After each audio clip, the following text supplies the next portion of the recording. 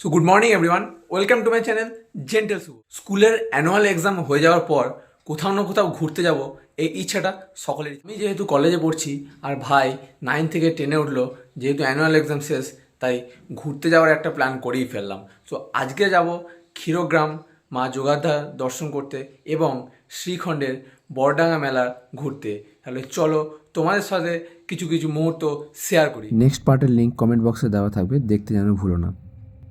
So finally আমরা এই অসাধারণ রাস্তা অতিক্রম করে পৌঁছে গেলাম মা যোগাধ্যা মন্দিরের সামনে।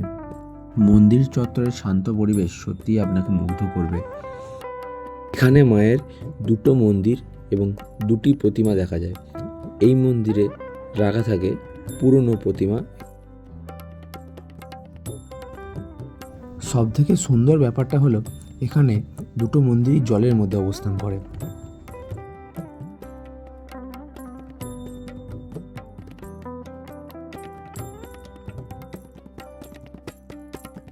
এই মন্দিরেই মায়ের পুরনো মূর্তিটি সারা বছর জলের তলায় রাখা থাকে।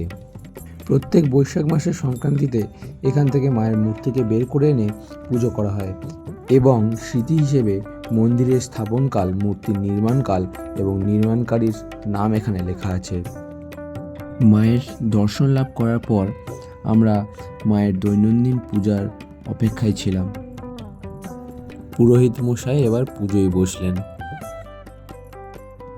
সব থেকে সুন্দর দৃশ্য তো এটাই ছিল, যখন সামনে মায়ের পুজো চলছে এবং সকলে সিঁড়ির ধাপে ধাপে এইভাবে বসে আছে এবং মায়ের পুজো উপভোগ করছে।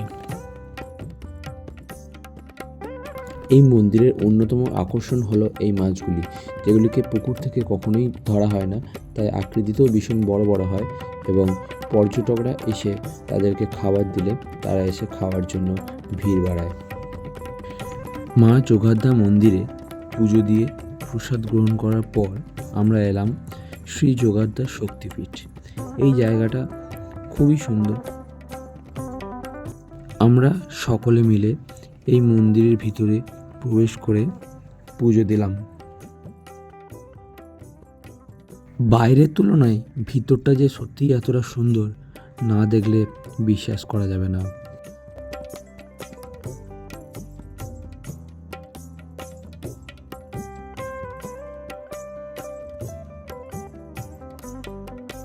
আমরা এখানে পুজো দেওয়া শেষ করে রওনা দিলাম ধামাচি নামে পরিচিত ক্ষীরদিঘির উদ্দেশ্যে।